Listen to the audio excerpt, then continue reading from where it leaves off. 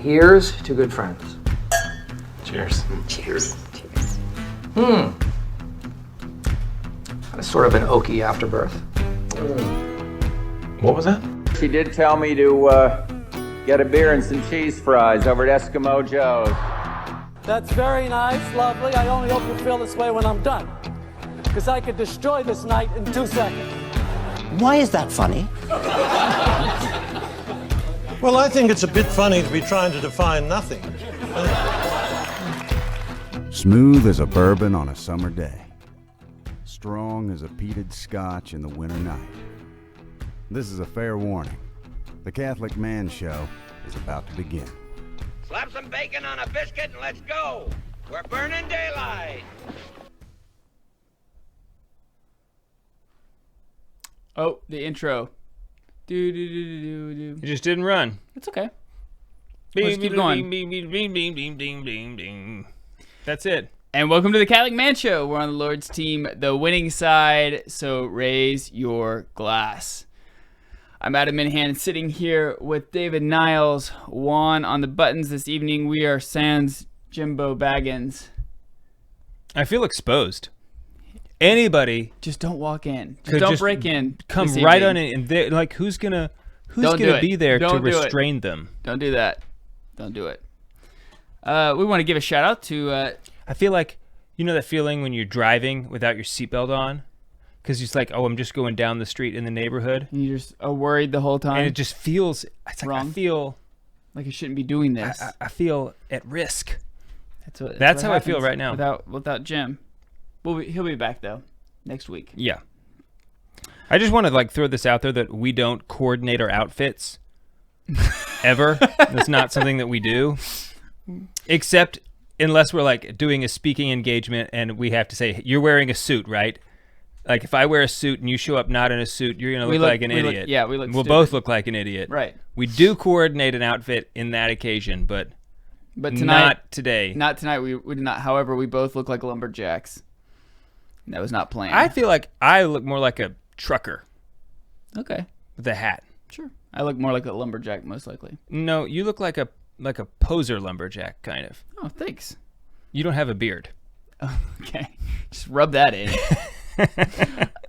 Okay, so welcome to the Catholic Man Show. I already introduced, I think, everybody. For those who have never, let's say, hypothetically, throw this out there, somebody, this is their first episode. Adam, tell them a little bit about the Catholic Man Show. Okay, the Catholic Man Show. First thing we do is we start out with the symphony, and we dissect the symphony, making sure that it is apropos to the current situation and the state of our lives. Yeah. We then talk about our feelings, and then at the end, we have a nice cup of tea with some crumpets. Very English. Mm-hmm.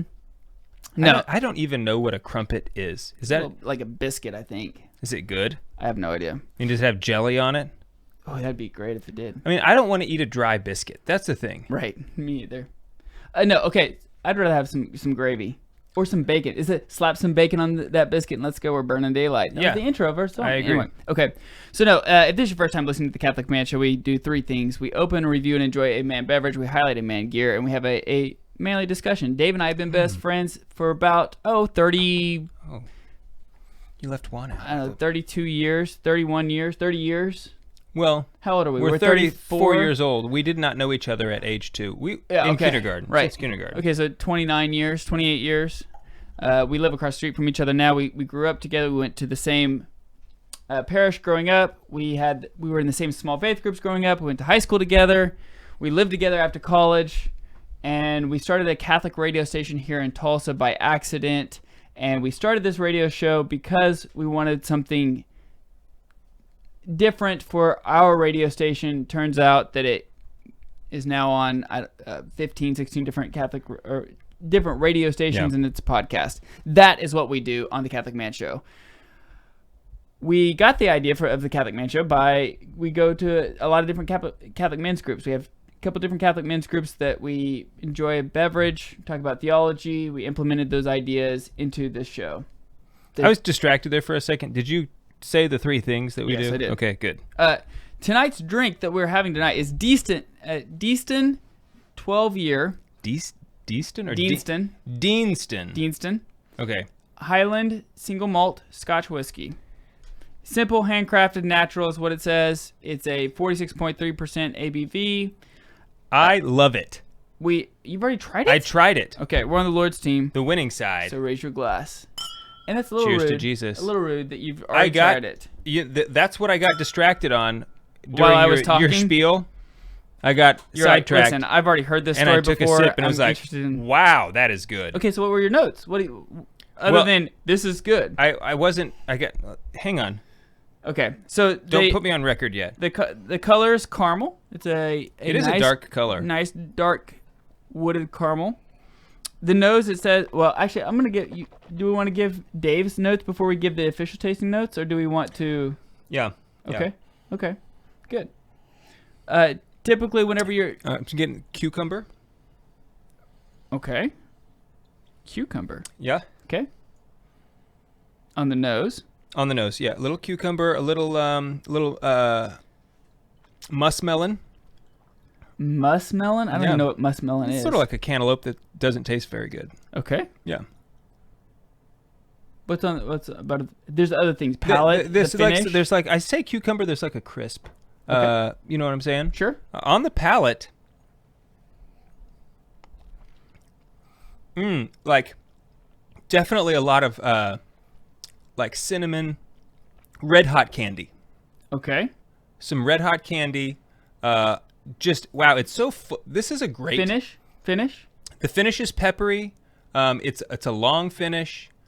This is my kind of whiskey right here. The Highland? Is it? I mean, it's a Highland, but man, this is fantastic. Okay, so here's the official tasting notes. Okay. I think actually you did for not being known for. I'm not tasting, the nose. I'm not the whiskey guy. Yeah. But you did a pretty good job. Thank you. The nose is fresh hay of summer, malty cereal, rich creamy toffee and honeyed heather, balanced with a sweet oak and barleyed sugar. Yeah, it's got a nice oaky afterbirth. Yeah, as our intro said.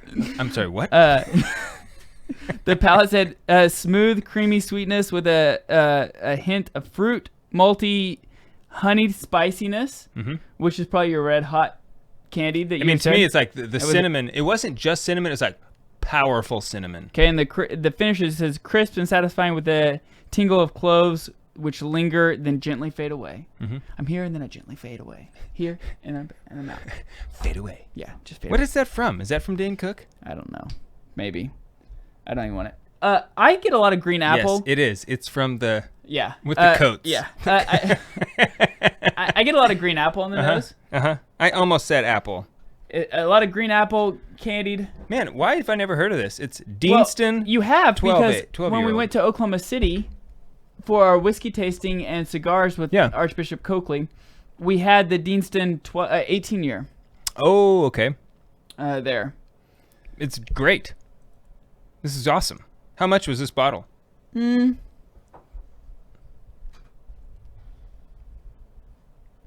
think it was about $55. Really? Wow. Yeah. I mean, this doesn't taste anything like a Highland. If you were to give this to me, I'd say, oh, that's an Islay whiskey.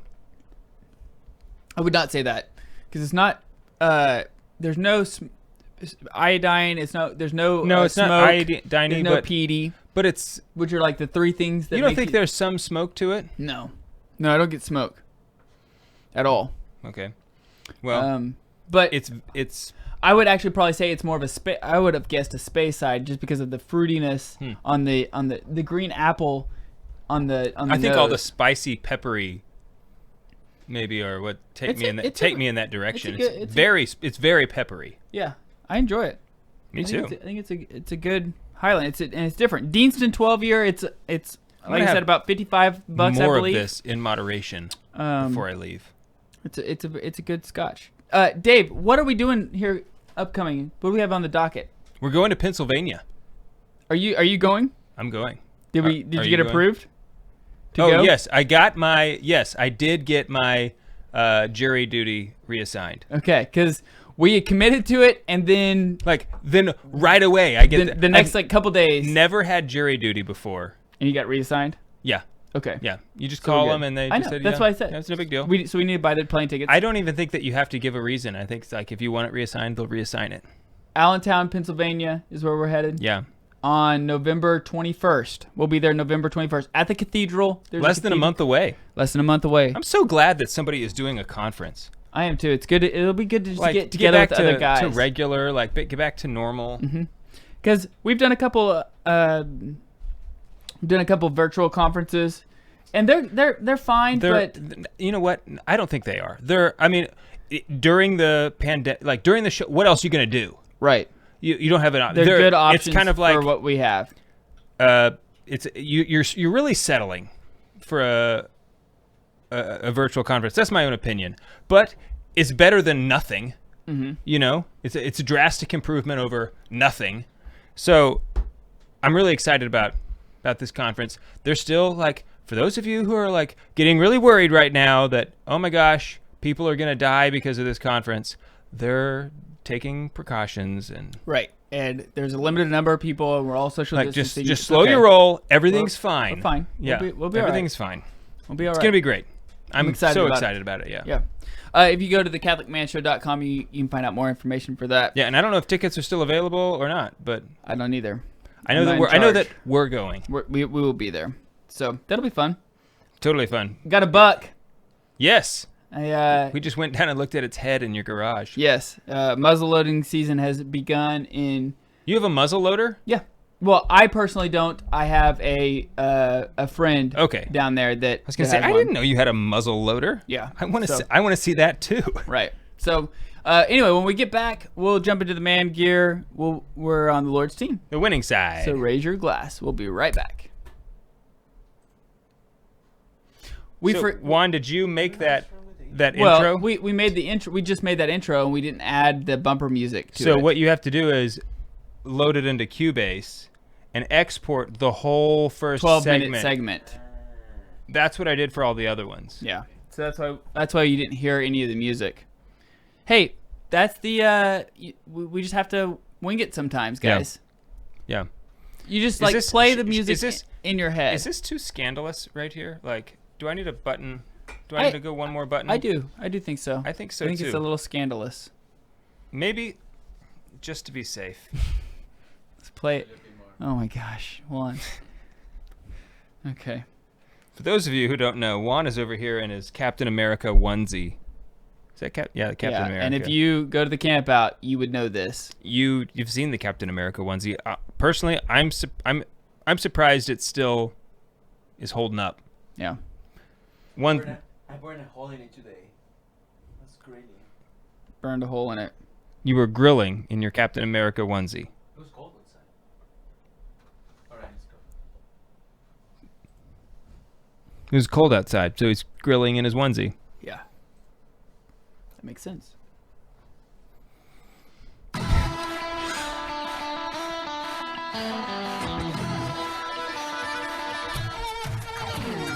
Totally.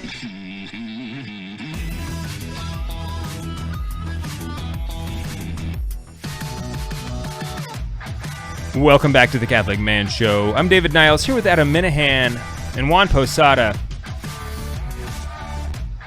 We're drinking a little bit of Deanston 12-year. Fantastic. I really think you should go out and buy some of this. This evening, one of the things that I went over to Juan's house because we did not get a chance to go to his son's birthday party this weekend, Santiago. My godson. Your godson. So we went over there to celebrate his birthday this evening to give him his presents and everything. One of the things that Juan does, one of the things about Juan, see, the thing about Juan is when you go over to his house, he's really good at hospitality. Totally. Not only is he good at hospitality, but he's really good at cooking as well. Oh, yeah. If you've been to the Catholic Man Show camp out a couple of years ago, what we opted to do was steaks right on the coals, straight on the coals. Which is great. We did that tonight. Oh, you did? Yep. And we gave a video tutorial that I'm going to be posting on our Patreon page, patreon.com/thecatholicmanshow. So if you want to learn how to do it, Juan did it tonight. It is a super fun way to cook a steak. And I videoed it, and it turned out delicious. Oh, so good. I've done it too. He did that for me for my birthday 2 years ago. Right before the camp out. He gave me, for my birthday, a meat experience. Which was awesome. Weird. That sounds weird. It wasn't weird. It was awesome. Yeah. So he did that, and like just watching him do it, I was able to do it again by myself. without any help. I had no help, and I did it, and it turned out once you great. learn how to do it. Yeah. Anyway, so we're going to be posting that on the Catholic Man Show, so you can check that out. This segment is brought to you by The Catholic Woodworker. Go to thecatholicwoodworker.com. Use the promo code TCMS for 10% off all of your purchases. Jonathan Conrad is the guy who's done that. He's been supporting our show since, I don't know, day 5 of the of the Catholic Man Show. Since before The Catholic Woodworker. And before patreon.com. Yeah. / The Catholic Man Show. Yeah. He's been donating to us. He's a great Catholic family man. We've had a chance to meet him. He makes quality heirloom rosaries, home altars, and crucifixes. One of the things I love about the home altars, let me just tell you really fast. I use it all the time whenever I'm traveling. I'm a sales guy. Yeah. I travel quite a bit, and I take the home altar with me while I'm traveling. So when I go to the hotel room, I can set it up. I have a little altar that I have a crucifix, a prayer card, I have the candle. I'm ready to go to keep, because one of the things about traveling is it gets you out of your routine, right? It gets you out of your prayer routine. It gets you out of the things that you do at night, your systems that you go through with your wife or whatever to pray. And sometimes whenever you're traveling, you lose that rhythm. And oh yeah, absolutely. It happens to me all the time. The home altar gives you an opportunity to continue to sanctify. Holds you down. Even when you're traveling. So CatholicWoodworker.com. The man gear for today is a nail gun. Sweet. I can't believe we have never done a nail gun. I brought my nail gun here today. Nice. Here it is. Is that your mini one? That's your small one? Oh yeah, this is my small one. That's your smaller one. Yeah, this is just my 3.5-inch framing nail gun. Okay, good. My other one shoots flames. With nails. Actually, they do have nail guns that use like propane and explosive gas. What could go wrong? Yeah. So there's another one that's called a pass load.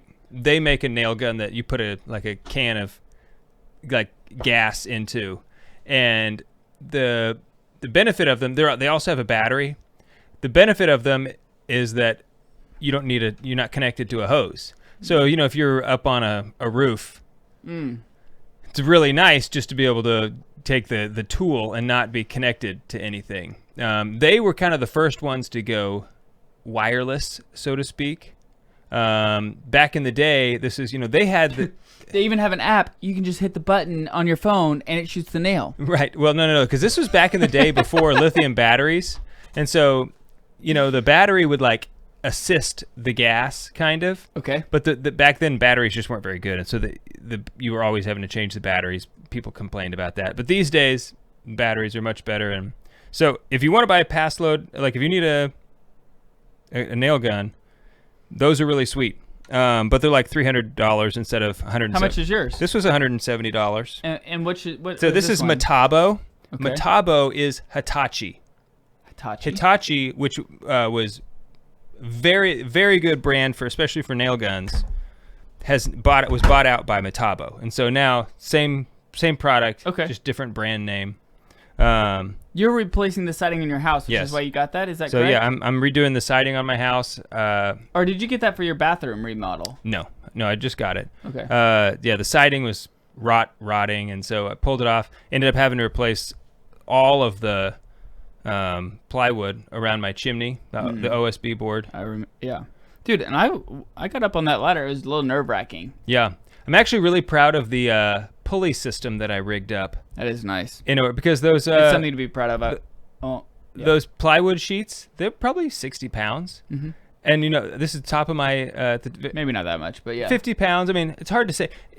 They're hard to grip and just lift. Sure. So at the top of my chimney, like 25 feet in the air, I definitely cannot hold it with one hand, climb a 25-foot ladder, right, and just hold it on the wall and then nail it, right? So I have a sailboat, took some extra parts, rigged up a pulley system that would with a cleat built into it, so when I pulled it up, it would stay there, and so I could just slowly pull it higher and higher, and it would hold it, just nail it on the impressive. wall. Yeah, I was like, when I did it, I thought, I have done something good today.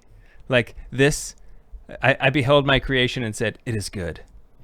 I also would like to dedicate this segment to Lady Pamela. Her birthday was this weekend. Yes, thank you. Yes. Happy birthday to Lady Pamela. Yeah, she's 32 years young. I told her, you don't look a day over 27. There's no way. Not even close. I know how old you are, and I still don't believe it. I just don't even believe it. So happy birthday, Pamela. So the thing about nail guns, they were only invented in like the 1950s. So they're a pretty new tool for, it's like, wow, a nail gun really took over. Mm-hmm. This was a good thing that was invented, right? Yes. And if you want just a solid nail gun, just get a pneumatic one. It runs on air pressure. Go get yourself a little pancake compressor. But if you have like more like $350 to spend, the battery operated nail guns are very sweet, and actually they have more driving power. Man, I find that hard to believe. Yeah, I loved the nail guns. Whenever I used one whenever I was putting trim in our the old house that we had. Yeah. I bought the house, and it didn't come with trim. That was one of the things it didn't come with whenever we redid it. We ripped it out. There was no trim at all? No, because I ripped it out because remember it had the seafoam green carpet. Oh, that was such a nice carpet, dude. Seafoam green. Except you could see like where the paths where people walked. Yeah. Because it wasn't so green like anymore. Straight out of 1970s. Seafoam green with the seafoam green like accent tiles in the kitchen and the light fixture. Yeah, I mean, it was really great. It was beautiful. Yeah. So when I ripped that out, I was spending as little amount of money as I could, and I didn't tell them I would like the trim put back. I was like, I want it as cheap as possible, and they said, okay. You got it. And they did exactly that. We're using Elmer's glue now. Right. They didn't put any trim back, and so. Did you borrow a nail gun? No, Brent Cox brought over a nail gun for us. Okay. I cut it all, used my miter saw, got it all. Which, by the way, trim is actually very easy if you have a miter saw. Yeah. And you can knock it out, and if you have a nail gun as well, you can throw some trim up or crown up pretty quick. Not the nail gun that you want to use for your trim. That'd probably go straight through it, wouldn't it? No. For trim, the thing is, I'm shooting so this shoots anywhere from like a 2 to a 3.5 inch nail. Oh, okay. This is not a finishing nail. This is a framing nail gun. This is a framing nail gun. Yeah, so this is great distinction. Construction. Sure. Yeah, so you want a finishing nail gun or finishing nailer. Nail gun, nailer, same thing. Or even for trim, you want to use a finishing nail gun, just a tiny, tiny, tiny nail. Mm-hmm. It's almost like it'll have a head on it, but they also have these nails. Basically, it looks like a paper clip that you got that's straightened out. Sure. It doesn't have a head. So, yeah, there's different classifications. That's one thing. When I bought a nail gun that I thought you get a nail gun and it's gonna be able to shoot a wide range of nails. And like different purposes, like, oh, sure, I'll just put some finishing nails in my nail gun and shoot those. No, that is not the way it works. Nail guns are made for specific uses. So they make siding nail guns. I just didn't want to buy a siding nail gun because I'm not going to put up siding for that. I don't want to be putting siding up again after this, right? Sure. So a framing nail gun is a little bit more versatile. You can use it for fencing. You can use it for, it's just like heavy, driving big nails. Sure. Okay. And so when you're looking at nail guns, something to pay attention to. That's kind of the bad thing is you can't say, oh, go get, if you want a general purpose nail gun. There is no really general purpose nail gun. Mm-hmm.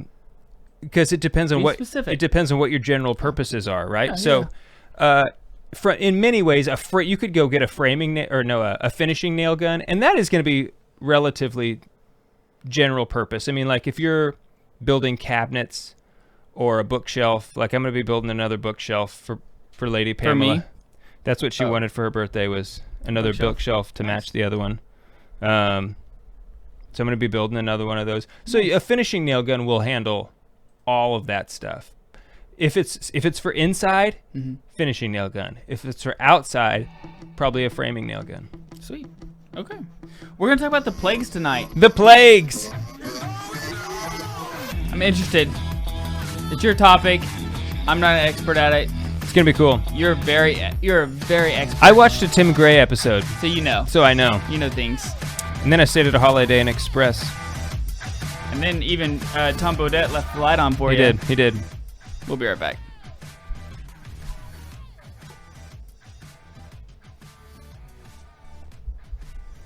Juan, you did not get the Tom Bodette reference, did you? No. You have no idea? No. Gosh. Yeah, after I said that, I was like, I bet Juan has no idea what he meant by that. When you started making that joke, I also didn't know who Tom Bodette was. No kidding? You'll leave the light. I'll leave I the know light on when you for said like, "Oh, it's that guy." It's like, "Oh, okay, I know that guy," but I didn't Yeah. know his name was Tom Bodette. Yeah. We'll leave the light on for you. Yeah. It's Motel 6. Yeah, I know that guy, but why was I? Who is Tom Bodette? I mean, See, like that was the thing. I'm Tom Bodette, and I'll leave the light on for you. I always remember him saying, I don't remember him saying his name, and I remember him saying, "We'll leave the light on for you." Oh yeah, maybe he said, "I'm Tom Bodette, and we'll leave the light on for you." Okay. Yeah. Anyway, maybe nobody else got it either. Ryan Robinson says he got the joke. Good. Ryan is a guy I can always count on. Yeah, he's dependable, you know. Very dependable. Yep. All right, let's keep rolling, Juan. If that's good with you, Juan, if you are ready, at your convenience. It is It's super good. It's a very good scotch. I'm gonna drink a moderate lot of it. Moderate lot of it. Let's drink in moderation.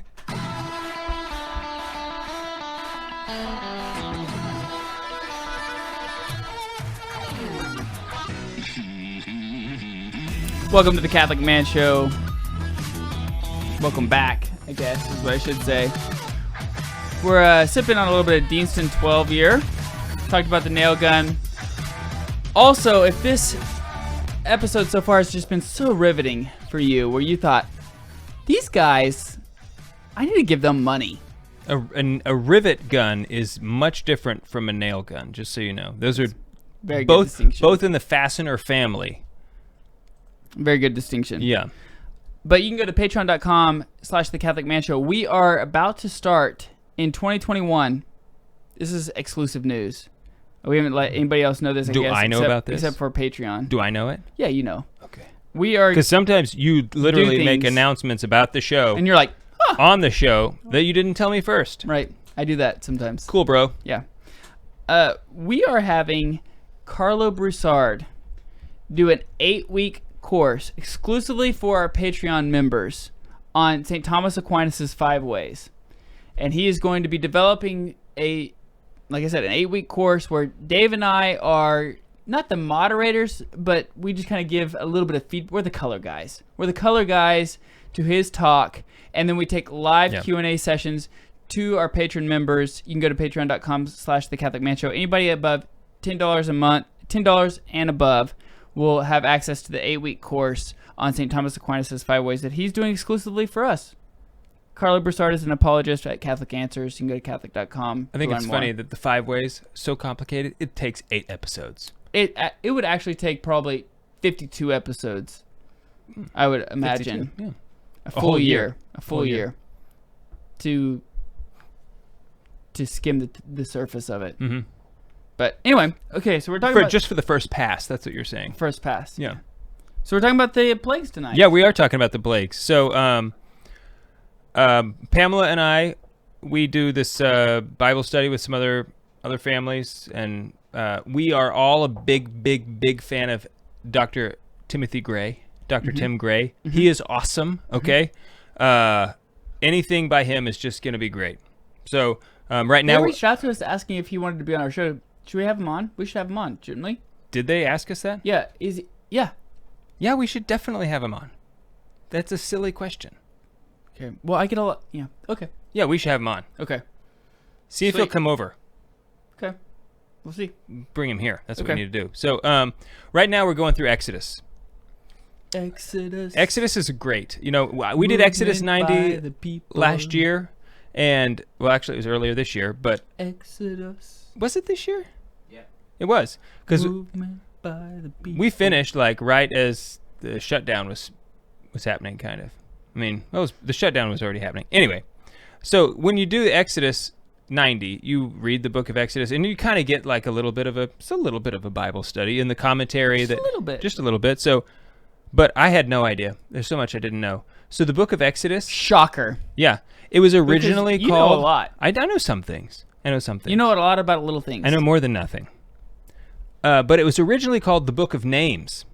Because God revealed his name? Because God reveals his name in this book. But I am who am. Mhm. His essay. Correct.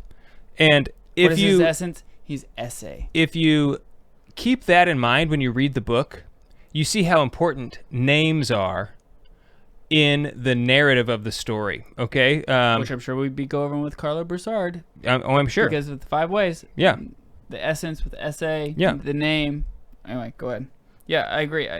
Okay, so Moses, he goes to Pharaoh and says, "Let my people go." And Pharaoh says, "I do not know this God. I don't know him." And that is kind of like in the same thing of like not having the name. So the reason why, think about, Moses was able to do all of these incredible miracles where people like Elijah and Abraham and like the fathers of Judaism, they did nothing compared to what Moses ended up doing. Moses was doing a lot of things. And that was because Moses could invoke the name of God. Possessing the name is like possessing authority. Mm-hmm. Okay, and so that's why, like, as parents, husband and wife, we give a name to our offspring, to our children, because we have authority over our children. Right. Yeah. So originally, when Moses goes to Pharaoh, he's not saying, "Let my people go." Free. Yeah. Pharaoh. He only says, "Well, God tells him, let my people make a 3 days journey into the desert that they might worship me, and then they're going to come back." It wasn't like, we're going to get out of here. Just let us have a 3-day journey into the desert so that we can worship, and then we'll come back. But wasn't it even more than worship? It's more of like sacrifice, right? Weren't they going out for 3 days to offer sacrifices of what the Egyptians were, or what they were like not sacrificing because they were making deities of them? Well, okay, so worship always involves sacrifice. Sure. So like today we have a very perverted notion of worship. We think that like, oh, let's get together and sing some songs and that's worship. It's not. Right. It's praise, but it isn't worship. Worship always involved, you had to sacrifice something. And so at the Holy Mass, it's a worship because we're made present at the sacrifice of Christ at Calvary. Okay, mm-hmm. So it's the eternal sacrifice. So that's why it's fitting worship. So yeah, but in they were going to go make sacrifices. Yeah, for worship. Right, exactly. And what they were making sacrifices of were what they were making deities of. Yeah, well, we'll get into that. Oh, okay. Yeah, sorry. You're jumping the gun a little bit. I'm sorry. That's okay. That was premature. But I was just making sure. That was actually more of a question. Yes, but okay. you're absolutely correct about that. Okay. And so there's this theme in the if you can read the original Hebrew, which of course I always do. Right. I mean, I don't. In my free time, I speak Hebrew. I have like Hebrew and the Vulgate, and I cross-reference from. And yeah. That's about exactly. Yeah. So, but there's this word avad, and that means both to serve and to worship. Okay, and so here you have what happens right off the bat when Moses says, let the people go. The first encounter with Moses with this Pharaoh was, oh, you want your people to have less work to do? They have more work to do, and they make the Hebrew people were making bricks. The Egyptians would provide them for the straw. They would give them straw to make the bricks with. Well, they said, no more straw. You guys got to go get your own straw, which meant that right away they have to start working on the Sabbath, because they said you better not. Your quota is the same. Right. You got to produce the same number of bricks. You have to just go more. And so now all of a sudden they had to serve Pharaoh, avad the Pharaoh, and they couldn't avad God. They couldn't worship God. It's the same word, and so when you read it in the Hebrew, it's very clear this play on words that's being made. Who is it that they're serving, and who should they be serving, right? So God makes it very clear. So anyway, the 10 plagues begin. The very first plague is very famous. Why do you think the 10 plagues begun? Well, because God said, I will work mighty wonders, and God wanted to rescue his people. Okay? The Israelites, and they were becoming enculturated Egyptian culture. There were also many sins that needed to be undone. So I think that's very interesting, though, because the Israelites were like encompassing the culture of the Egyptians, right? Because what happens is like, as guys, I think we all can relate to this. You kind of like whoever you're a part of, like whatever group you're a part of, you kind of assimilate to like what these people, how they act. Yeah, you become more like those people. Yeah, so like when I go down, to certain places with college friends or whatever, I kind of act one way. When I go to another place, I act another way. Like you just like, you kind of act like what your atmosphere is, like, mirroring around. Yeah. And so even though you have the idea of like, I have foundations, I have principles, I have things, these are what I stand for, you still kind of act a different way, which would be understandable. And it'd be easy to slip into things that the Egyptians were doing. Well, certainly over generations. You know, like the people who had grown up, Egypt is all they knew. Right. It wasn't weird for them. They didn't think it was weird to see people worship frogs or, other animals. So that's why it's important even today.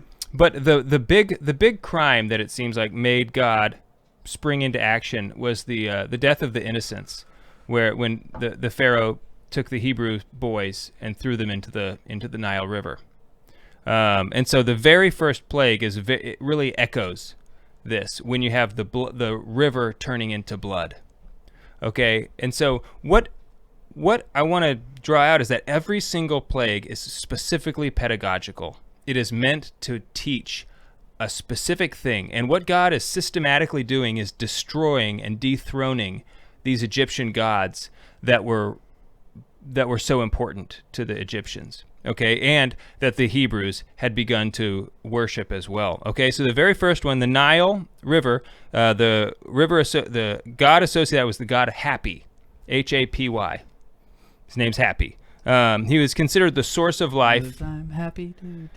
And so, now the god Happy is blood. So it's like almost, he has been almost like it's his blood now that can be seen in the river.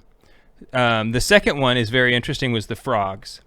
And the second, there's a little line in there, like sometimes there's a line in the Bible and you're like, I wonder why that's in here. It's kind of an interesting detail, but it says it was that everything is inspired. Why was this inspired, Holy Spirit? Like, right. Why is this in here? It says it was 7 days later. And so what you can determine is that these plagues are all taking place on the Sabbath. What the Lord is saying is, you won't let my people avoid me. You're making them avoid you. Well, then I will rain down plagues upon you, Pharaoh, on the day when they should be worshiping me. I will come and destroy that which is important to you, your gods. Okay? So it's very, very interesting. Everything is so specific. And we'll pick up on the second plague. We have a lot of plagues to get through when we come back. Like 8, 9. 9. We have a whole 9. 8.5. But if you subscribe to our YouTube page, then we continue going in between segments and on the outside of the breaks. So sure. We'll be right back. Did we have some international guys stepping up today? We had somebody from Costa Rica. Shout out. Who is Costa Rica? Hold on.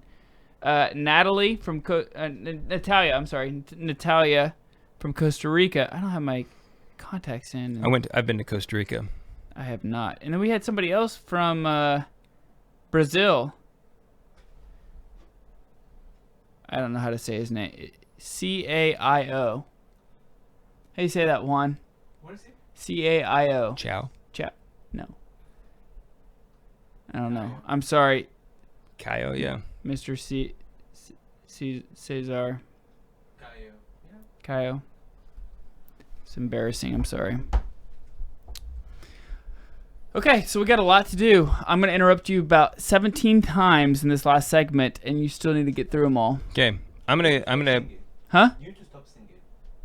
I have a song. That was like your 4th song of the day. Yeah.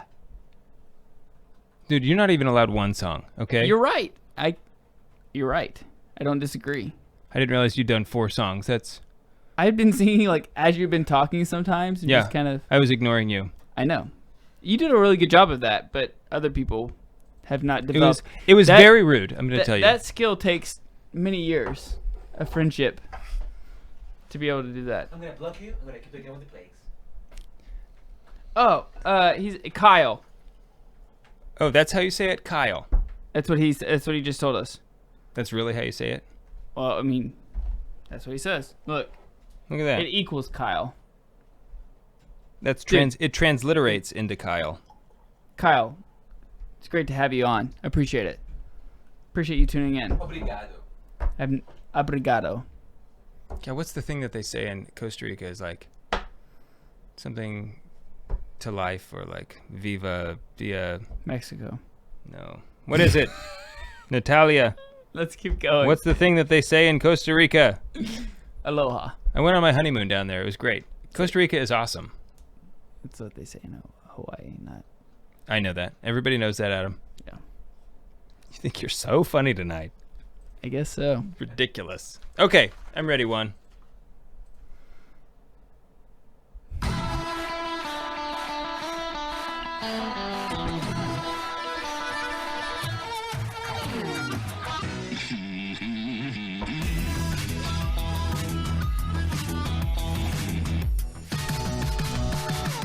Welcome back to the Catholic Man Show.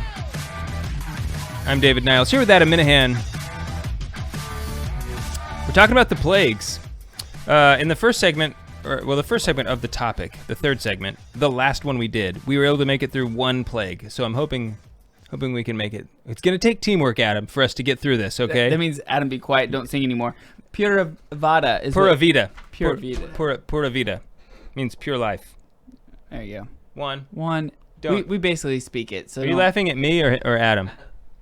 Pura vida. Pura Vida. Is that Pura Vida? I'm not going to tell a story. Okay. Keep going. So the second plague is these frogs, okay? The Egyptian god was of Hek, was the frog god, okay? And he was associated with fertility, and it was illegal. It was punishable by death if you killed a frog in Egypt. This is Egyptian culture. One thing about Egyptians is that they were 100% vegetarian. Riveting. Right. Nice. Okay, so like picture this. You're driving down you're in your chariot driving down the road and you see a frog hopping on the road. You swerve, like possibly causing a huge wreck before you run over that frog, because if you kill it, you'll be like, and if somebody sees you kill it, if you kill it and nobody sees, you probably just keep on going, you know?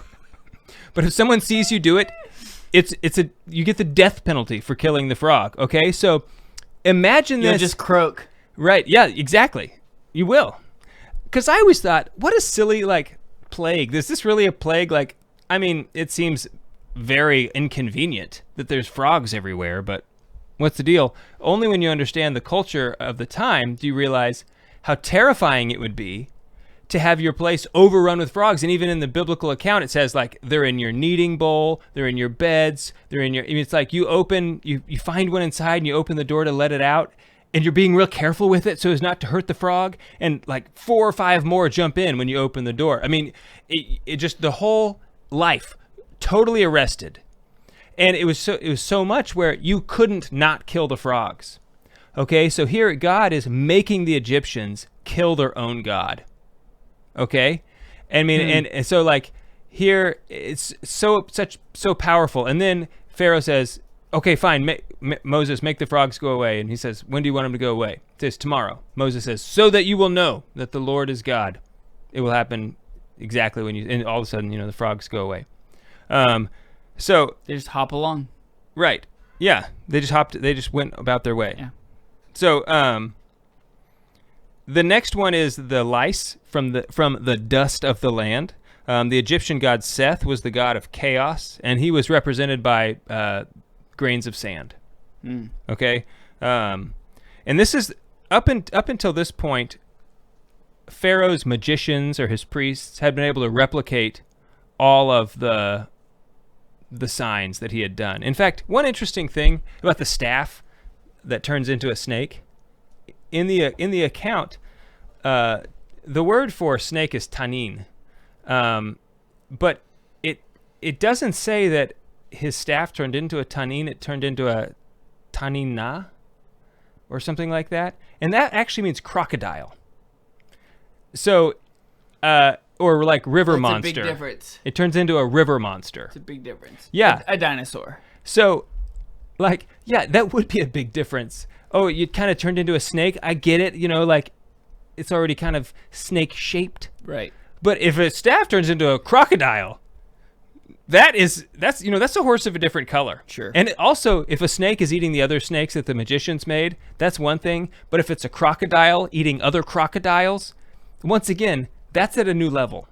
So anyway, the magicians have been able to replicate all of these. When he takes ash and throw it in the air, and then all of a sudden, no, that's not when he does the ash. Anyway, the magicians are unable to replicate this with the lice, and they say this is the finger of God. Even the magicians admit that this is like God, truly, who is able to do this, because they couldn't do it. With the lice? Mm-hmm. Okay. Right. And so then the next one is the swarms of flies. The Egyptian god Khepri was depicted as a beetle or a fly. And one thing that we see in the Book of Wisdom in many ways is a commentary on the Exodus. In Wisdom 11, 15 and 16, it says, "In return for their foolish and wicked thoughts, which led them astray to worship irrational serpents and worthless animals, thou didst send upon them a multitude of irrational creatures to punish them, that they might learn that one is punished by the very things by which he sins." So here you are worshiping these gods. Fine, I will give them to you. You worship lice and beetles. I will give you. If this is what you want, I'll give it to you. And he's just systematically taking all of these out. And it's at this point that Pharaoh tries to make a deal with Moses, asking if the Hebrews can make offerings to God without leaving Egypt. Like, hey, okay, fine. You can worship your God, but just do it here. Mm-hmm. And that's when Moses says, this is in chapter 8, verse 26. Of what? Of Exodus, yeah. "It would not be right for us to do so, for we shall sacrifice to the Lord our God offerings abominable to the Egyptians. If we sacrifice offerings abominable to the Egyptians before their eyes, will they not stone us?" So like here, if they're killing lambs and cows, which they worship as gods, then they themselves would be killed by the Egyptians. I mean, because that's the law of the land. And so, yeah, it's like, how can we offer up these things here? I mean, it's like that. You wouldn't let us do that. That we'd all be killed. So, which then brings the next one. The fifth plague is the pestilence of cattle. The cow goddess Hathor, the bull god Apis, and the ram god Khnum represented courage, strength, and virility. It was only the Egyptian cattle that were plagued. Bull butter. Yeah. Bull butter. Yeah. So the Jewish cattle, they were all fine, which is why it proves it was supernatural and not just like, a natural plague that would have been taking out cattle. The sixth one was boils. The Egyptian god of medicine and healing was Imhotep. And if if you're familiar with Prince of Egypt, you'll remember that one in like the song where they're invoking all the names.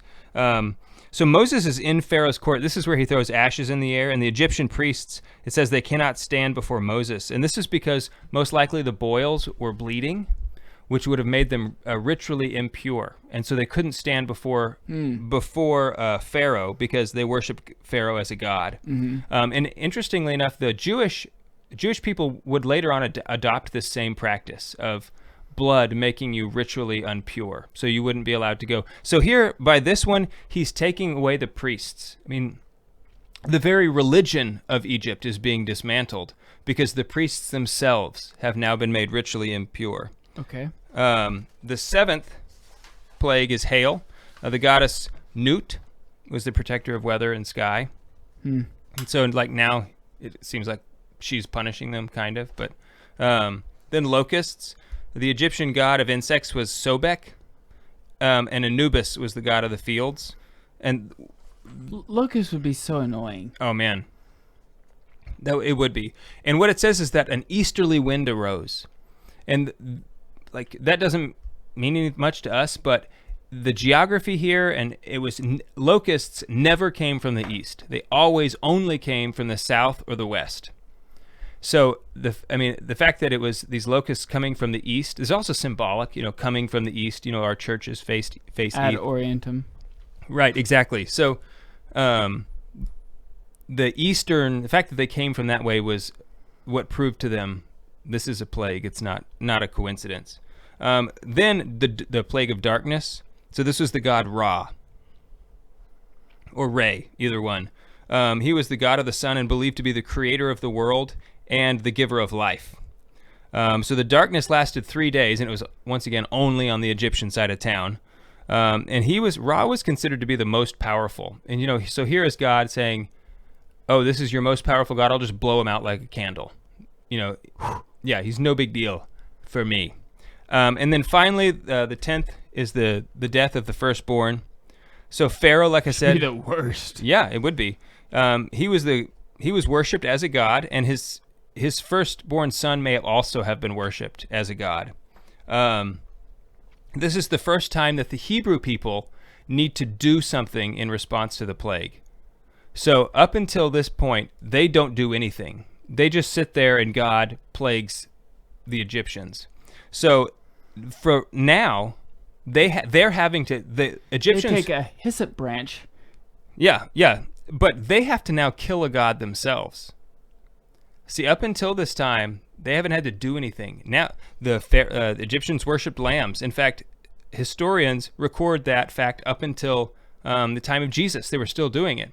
So now they have to take a knife and a sheep in their own hand. They have to slaughter it. A lamb. A lamb, knowing they're committing a grave crime. And it was believed, the culture said, you would be cursed if you ever killed a lamb. So they have to it's a big step in faith in God. Like they're possibly taking a curse upon themselves by doing this, okay? An interesting thing also is that it says, take a lamb on the 10th day, but you don't kill it till the 14th day.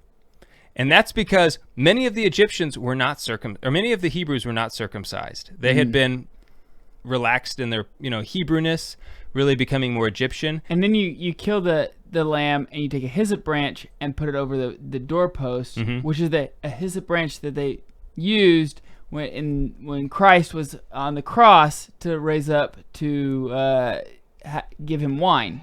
Right. But which is huge because the 4 days there though was because it took that's the connecting dots. Well, there's a lot of connecting dots. There's a lot of connecting dots, right? We're gonna have to finish this on the other side. So if you want to hear the rest of our episode and you're listening on the radio, go to our YouTube channel or our website, CatholicManShow.com. You can hear the rest. We'll finish this for our live listeners. We're on the Lord's team. The winning side. So raise your glass. And cheers to Jesus.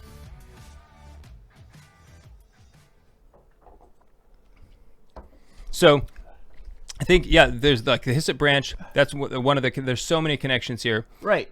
There's, from a plague standpoint, that's a more important connection, connecting it to Christ on the cross.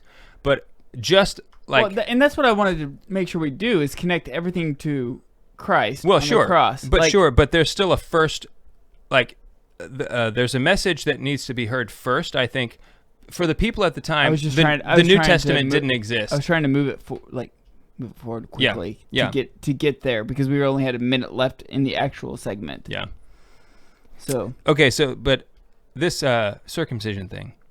So according to Jewish text, rabbinic literature, it took 3 days of healing after an adult circumcision. Shoot, it'd take me longer. I'm not sure about that. Yeah. Okay. Yeah, way more than that. I think 3 days is not enough. I think I'd be willing to give a guy a solid week off of work or something, right? Grown man, I'll give you a week. 3 weeks. Yeah. Okay. Yeah, 3 weeks. Okay.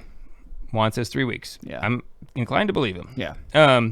But it's funny because if you have a guest in your house, and this continued to be the tradition for years and years and years when they would celebrate the Passover.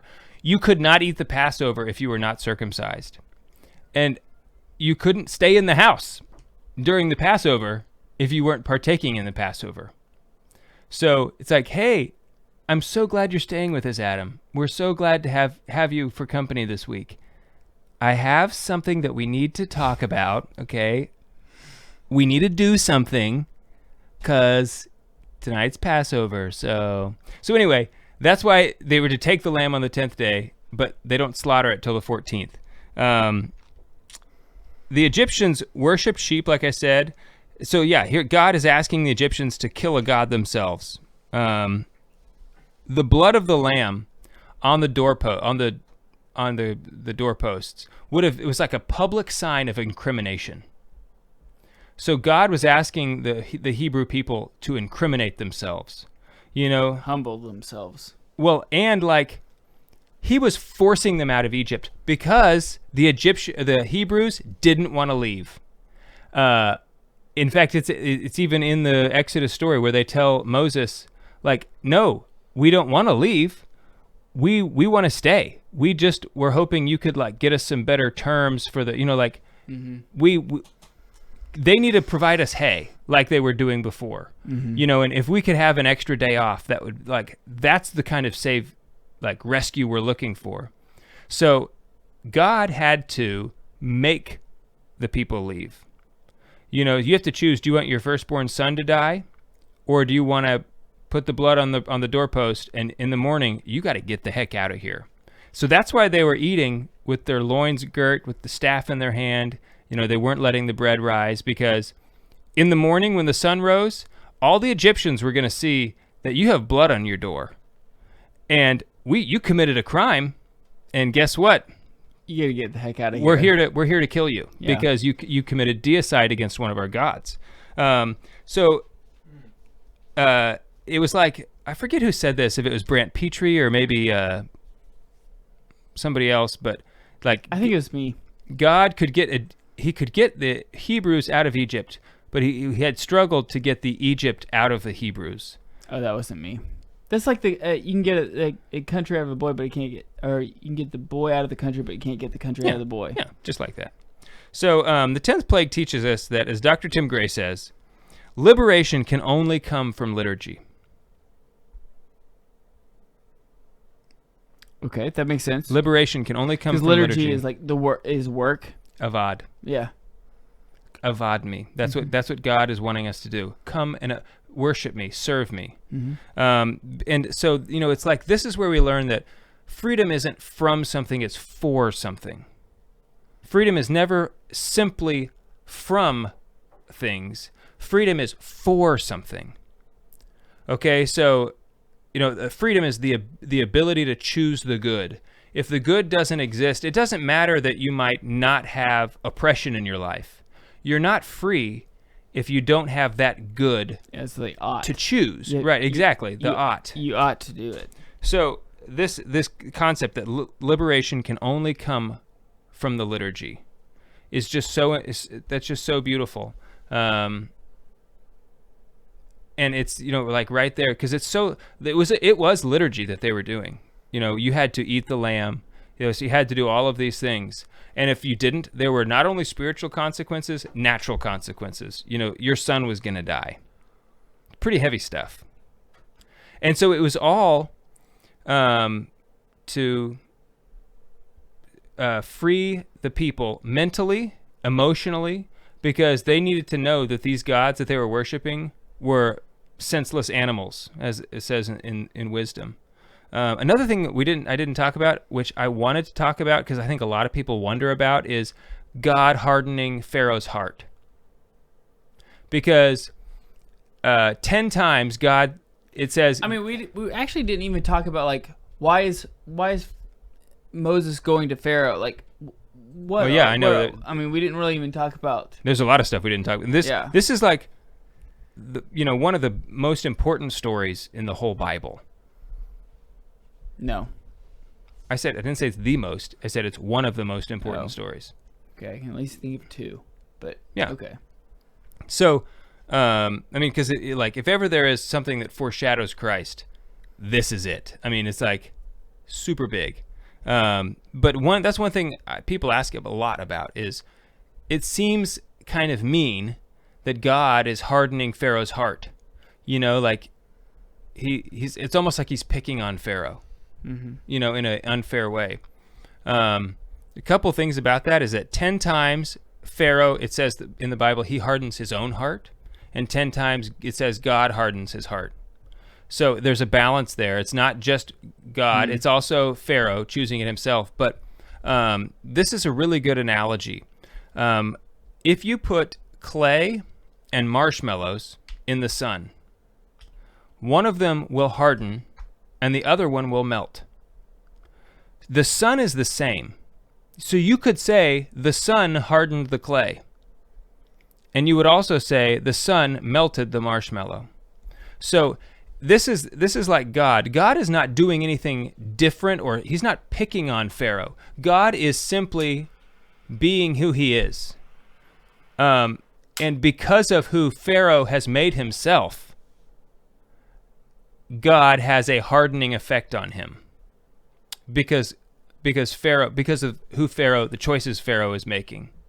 So it's not that God is saying, I'm going to prevent Pharaoh from, responding with grace. God isn't doing that. God is simply being who he is and in the life of Pharaoh, knowing in advance Pharaoh will harden himself against me because he has made himself like clay. Instead of if he had made himself like the marshmallow in my example, and probably there's a more, less weird analogy thing to pick, but I think it works, So if he had made himself like a marshmallow, he would not have hardened. He would have drawn towards Christ and not the other way around. So I just think that's a good thing to understand, because when you read the narrative, it does seem like God is being mean to Pharaoh. Like you're picking on him. Here he is trying to, because many times Pharaoh repents to Moses and says, for like generation after generation after generation, he has been groomed to know, like, you're the guy as a Right. Pharaoh. Sure. You're the person. You're not going to take orders from a slave. Yeah. But I'll tell you, when I read the narrative, Pharaoh comes across as the biggest coward. He seems to me like a huge, just weakling, a wimp. Because when the plagues come, or before the plague comes, he talks this big game to Moses.